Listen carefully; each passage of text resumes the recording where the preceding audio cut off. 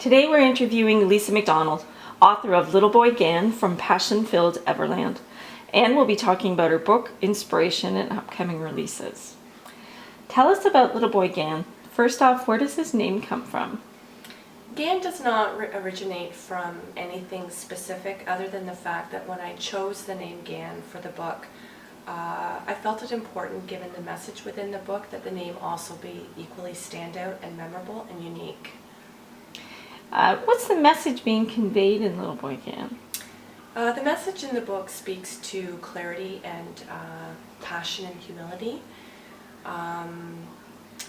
Given the message that the main character Gan imparts to the rest of the characters within the book, just really important that that I would hope people walk away with the message, and I'm hoping which resonates with the reading audience. Just very important to be passionate, to figure out what it is that you're truly passionate about, to hone it, to be inspired, and through that you're just, in my opinion, living a very authentic life, and being joyful within that. Would you describe Little Boy Gan as a children's book?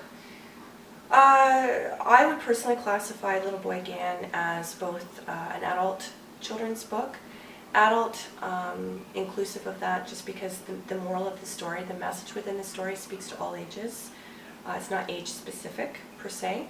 However, because it is an illustrated book, which most children's books are, that's the part that obviously speaks to children. But definitely the moral of the story is applicable to all age groups. What inspired you to write this book?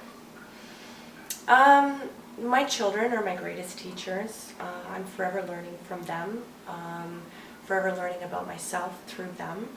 I've been very blessed to see my son, who is a few years younger than the age that Gan would be portrayed as in the book, very clear on what his passions are, which would consist of geography, flags, maps, atlases, anything to do with geography.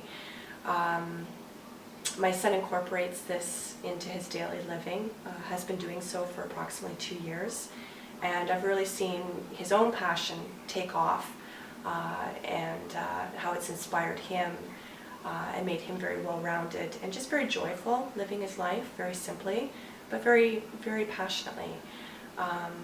So based on my witnessing that and being blessed to witness that, became a little bit, if you want to say, the catalyst behind the book becoming what it is and being spoken through the eyes of a boy who I would say is approximately 10 years old within the book. What would you say are the challenges that you face as a new author? I think the challenge is not specific to being a writer. I think the challenge would speak to anybody who's truly invested in honing their skills, wanting to be better than they were yesterday. That would entail being current, being fresh, keeping yourself inspired, being very clear, so that you can be focused, surrounding yourself with good energy. And life can be stressful. Life presents obstacles and challenges all the time.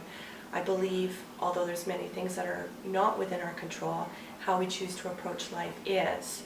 And rather than getting caught up in the minutiae of the negative reel that can sometimes play in our individual minds, you can talk yourself into things as easily as you can talk yourself out of things. And if you're driven to be the best, whether it's the best parent, best teacher, best writer, just best human being, I think everything starts at the core of being the best person you fundamentally can be. And I think when you get clear on what that means for you personally, and noticing those changes within yourself, I think anything you then put that energy into and how you choose to manifest that, that's how you know you're grappling with the challenges. That's how you know that you're feeling that sense of accomplishment, however you individually choose to define that for yourself. Tell us about your next book, Reimburse the Universe. Reimburse the Universe, how it differs from the first book is that it's not character specific. It's more the spirit of the universe working through each of us.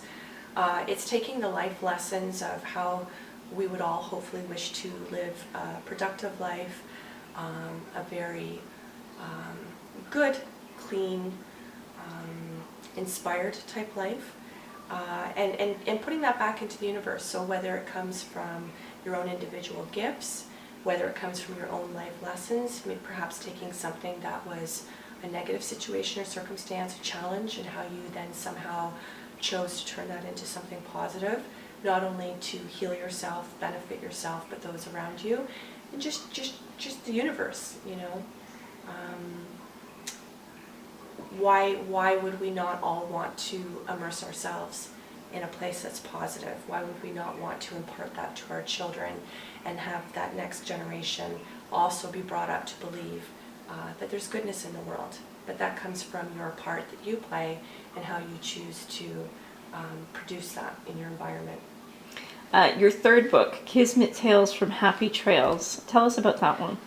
How that would differ from the first two books is that's more individualistic. It's more individualized. It speaks to each person's own journey, and because it's very important to recognize, realize, and acknowledge that we are all very different. I mean, there's obviously very many things that bind us that keep us more similar than different. But it's really your relationship with yourself. It's your relationship with your own destiny. Knowing what it is that you believe your destiny to be, which again comes from the ingredients that I've tried to master and hone in all my books about clarity and passion. And I really do believe that those are the two fundamental ingredients that make or break the outcome of your life. What you choose to manifest in your life, how you choose to be a more joyful person. Within that, I think that's how one becomes successful, however each individual person defines success. Success for me is just living a true clean life, honoring myself, being a great mother, hopefully, and trying to leave this world and this planet a little bit better than how I inherited it. Well, you certainly seem to have a lot going on at the same time. How do you keep it all straight? Children will do that. Children are built-in clocks. They're built-in calendars. I'm very fortunate that I've always been blessed with the gift and the traits of being a multitasker, being very resilient, being quite organized with my time, and being quite clear, not always, but the majority of the time where it's been required that I need to be, I am, fortunately. And and I'm just very driven to be that way. You know, there's a lot of things I'd like to accomplish in life. I really try to live every day to the fullest, and to truly feel like I've achieved that, I do have to be very clear on what am I doing better and differently today than perhaps I did yesterday. That's how I choose to live my life. What advice would you give to new authors?